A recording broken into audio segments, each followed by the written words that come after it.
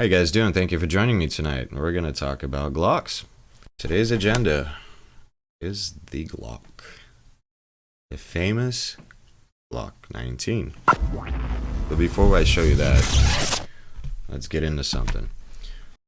Alright, so this video is going to be a little bit of a story time, and then I'll get into all the meat and potatoes. So if you're one of those people that doesn't like the story, just wants to get into the main part of the video, then go ahead and skip to that mark ahead.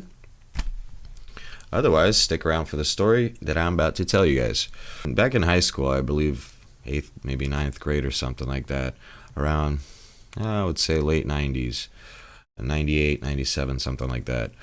My best friend actually was staying with an ex-CIA agent, and he had all sorts of guns, and he took a shooting for the first time at American Shooting Center in Kearny Mesa of San Diego. Those of you guys that are familiar with it, great place. Back then, we would go there, they would give us a box of 9mm ammo for free, go shoot all you want, and then if you want to buy one, I think ammo was like 2 cents a round or something like that, maybe 4 cents a round. It was something really, really good, really inexpensive. The very first pistol I ever shot was a Glock 17, and at the time I was probably 15 years old, something like that, and I didn't like it. It was too top heavy, wasn't very accurate with it. I was all over the place. No trigger discipline. I've never shot a pistol. It was the first one I ever shot. And immediately I got turned off. I just didn't like it. So then I thought that, well, because I didn't like shooting the Glock, that means I don't like shooting any pistols. So for the longest time, I just shot rifles. As soon as I turned 18, I went out and bought a Mosin Nagant, but that's besides the point. Sometime after that, my cousin was shooting a P226 6-hour and the Beretta 92 FS that he invited me to come along for. And I shot both of those pistols, and I ended up really liking the 92 FS. I didn't really care for the 226 that much. I don't know why, even though it's a better, arguably better pistol, but I didn't care for it as much as I had cared for the Beretta. So in 2011, I bought my first pistol, and it was the Beretta 92 FS. Got a really good deal on it. 3 mags. I was excited. I was okay shooting it. I wasn't the greatest, but I was okay shooting it. And for about a year, me and my buddy shot pistols only to get better at shooting pistols. Around the time which I also bought a 6-hour 1911. At that point, I was like, well, I actually like pistols. I got pretty accurate with them. I was able to hit like a little cigarette box about 50 yards. Whatever goals I wanted to meet with the handgun at that time, I met. And then I've concluded that Glock is just a terrible gun. And I was kind of upset at it because I was thinking if I'd never shot that Glock, maybe I wouldn't have been so turned off from pistols. I would have got into it sooner or later, and it would have been more ahead of the game a little bit. But here I am years later playing catch up, learning how to shoot a pistol after I've been shooting rifles for many years, right? I wrote it off as Glocks, so just disposable, cheap, just whatever guns, and they weren't for me. And I was a full metal body kind of pistol guy. 1911, SIG, Beretta, you name it. Fast forward to about Christmas 2019. A friend of mine tells me, hey man, there's these P80s. They're pretty cool. You can like build your own Glock. And I really like the whole concept of building your own gun and customizing it and all that stuff. So then I was like, well, that's pretty cool, but it's a Glock, and like, I don't like Glocks. It's like, bro, like, it's not a Glock, it's different. Like, yeah, it uses Glock internals, but you can customize it. The grip angle is different. He goes, it's a whole different ballgame, and you get to build it yourself, so it's more, okay. All right. I was kind of open to it. I went and, played around with it. I built a Glock 26 P80, all custom. I only used Glock internal parts, and even the Glock parts kit felt cheap to me compared to like, let's say SIG 229 or SIG 226 internals versus the Glock internals. The Glock internals just seemed very like cheaply made, maybe something like you just kind of bend on accident and it wouldn't work anymore. That again concluded my whole assumption of Glocks being terrible pistols and that whole thing. Man, I built the 26. I went out and shot it. It shot flawlessly. And I still was kind of like, I don't know. It's plastic. And then at that point, I was like, I spent a little bit of money on it. I don't even think it's worth it, but we'll see. It felt very satisfying being able to build it and go and shoot it and see it work and all that, but that's for another video. So then I was like, all right, well, maybe Glocks aren't so bad, but I'm only open to custom Glocks. And mind you, it still took me a while, like months after building that damn Glock 26, to actually be open-minded into liking it or even considering it, like giving it any kind of position next to my all-metal body guns. No, it was like treated like a peasant. It was like a peasant gun. Like, yeah, I spent a lot of money on it, but it's a disposable gun that I don't really care for. You could say I was a Glock hater. I mean, let's be honest here. I went from being a complete Glock hater to being okay with P80s, but still not being okay with OEM Glocks, or not really being interested in them. Right, in 2022 rolls around, I joined a few Glock groups, or maybe it was around maybe 2021. I joined a few Glock groups, just slowly kind of looking at the posts here and there, you know. Once in a while log into Facebook, like just browsing through my news feed, and I'll see like a nice Glock. And it's like exposure therapy, right? You keep seeing it, you keep hearing how great they are. I made a few posts like, hey guys, you know, have an option. I have all these all metal body SIGs and all these other cool guns like HKs, and well, HK is still polymer, but like CZs, for example, or whatever else.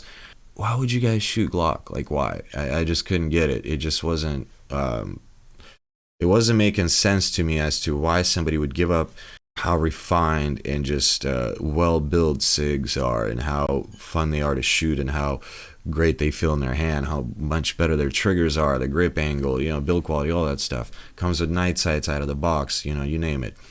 It didn't make sense to me. So I thought, well, maybe it's the money thing, because Glocks are fairly inexpensive compared to some other guns. And people like, no, it's not even about the money, because, you know, some of these guys would dump like $2-3 grand in their Glock. The money wasn't the issue, it was something else. Then they would tell me, well, it's reliability. They're really reliable. And okay, well, in a SIG's defense, SIG, for example, 226 is very reliable. How can you argue that? The SEALs carry it, you know. MK25. Excellent gun. Been known to go over 200,000 rounds, just like Glock. That wasn't clicking in. Like, still, why would you deal with the mushy trigger, the weird grip angle, the plastic gun at the end of the day? And, you know, I used to say your dog can chew, mistaking it for a toy. You know, all the Glock memes, whatever. Then I was like, all right. I'm not going to be a troll anymore. I'm going to look at it objectively and actually, you know, weigh out the options and really do the research and see why most guys that really know what they're doing, and a lot of the instructors and everything, they tell me Glock's the only gun that makes it through most of their classes. All the other guns just kind of fail. Yeah, sure, some SIGs, some whatever, M&Ps make it and whatnot, but generally, he said, or a lot of the instructors say, that Glock is the only brand that'll make it through extensive training, or those weekends where they put a few thousand rounds through their pistols or whatever. And to me, it was like, okay, so that's equivalent to like a 24-hour Le Mans. So if your car can't complete a 24-hour Le Mans race, that means your car is garbage. That means 90% of the cars on the road are most likely not going to be able to complete a Le Mans race. But yet people are driving them, they're just fine with it. But then that's not an apples to apples analogy. So then they told me, well, look, your life depends on it. It's a little bit different than a car. You know, sure, your life depends on your vehicle as well, but it's not the same type of... Again, it's not apples to apples. I started being a little bit more open-minded to the Glock platform. Now, fast forward to just the other day, I decided to apply for a CCW. I figured, well, I don't want to carry my SIG. I don't want to carry a full-size Beretta or a 1911 at that matter. I'll look at a Glock 19. And I didn't want to carry a P80 because it's all custom, and I just didn't want to have a CCW gun that had any mods, let alone be literally built from the ground up. I wanted something that would be OEM, would just have a weapon light and night sights. Those were my only... Oh yeah, and for those of you that fast forwarded through the story time, this is pretty much the meat and potato part of the video starting here, where I pick up my Glock 19, and this is what, as you guys could tell from the thumbnail, this is what this video is about. I wanted to get a Glock 19. I wanted to have night sights and a weapon light, and I already own a Surefire X300 Ultra, and I've had that light for many years, and I've had it on many different guns, and even had it on the rifle before. It's a really great, reliable light. The only thing I don't like about it is got the 1, 2, 3 batteries that you can't recharge like the Olight, but you have peace of mind that you don't with the Olight. It's not a hand grenade. All right, let's look at the Glock. Let's take a look at it. Let's drop the mag. Make sure we're unloaded here. So this is my Glock 19. There's a lot of Glock 19s out there. Well, this one's mine, and it's special to me because it's mine. And this is a Gen 3, the only Gen that you can get in California that's still on the roster. Gen 4 and Gen 5 are not available unless you're law enforcement. And let me show you guys the night sights. So we did a True Glow Tritium Pro. We have a big white dot in the front here, and in daytime it allows you to really acquire your target, and at nighttime it glows, and the tritium is really strong on these.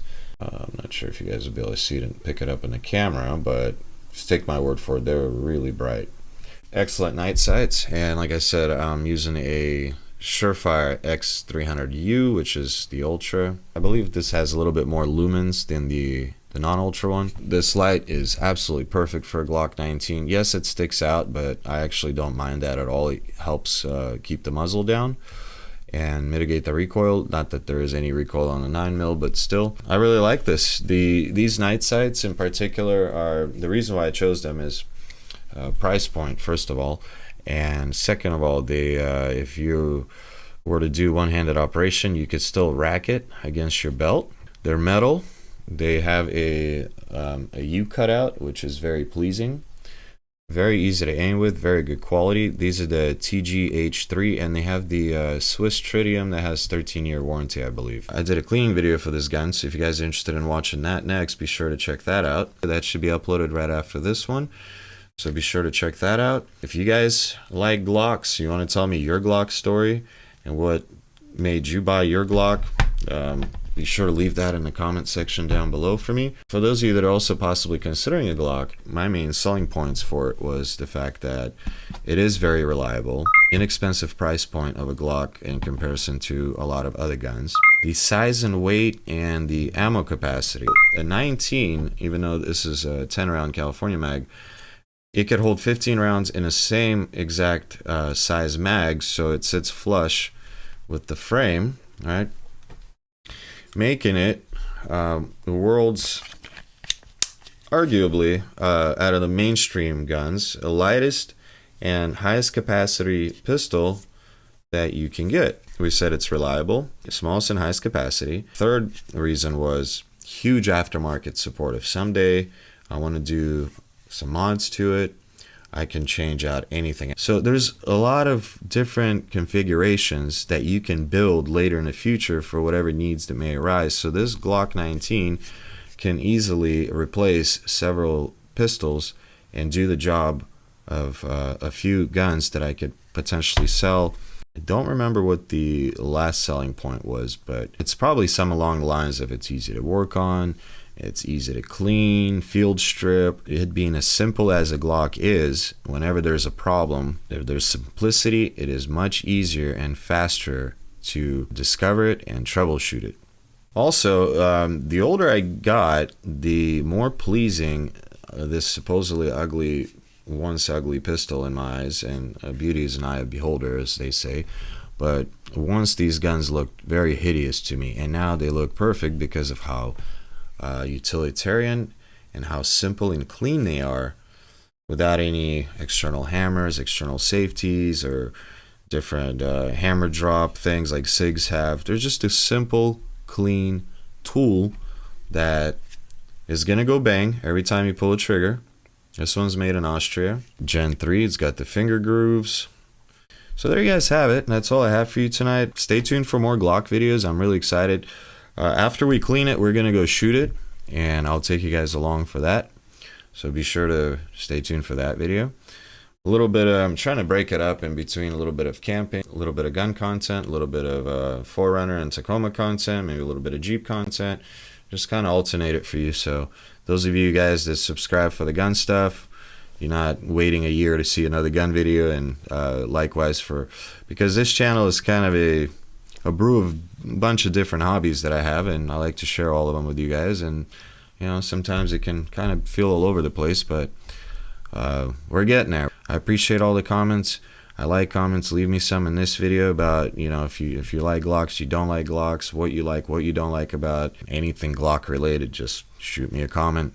hit that like button, subscribe. You know the drill, man. My channel's growing a little bit. I appreciate you guys. I see it. I see the comments. I see the love. I appreciate it. I'll see you guys in the cleaning video. Thanks for watching, and take care.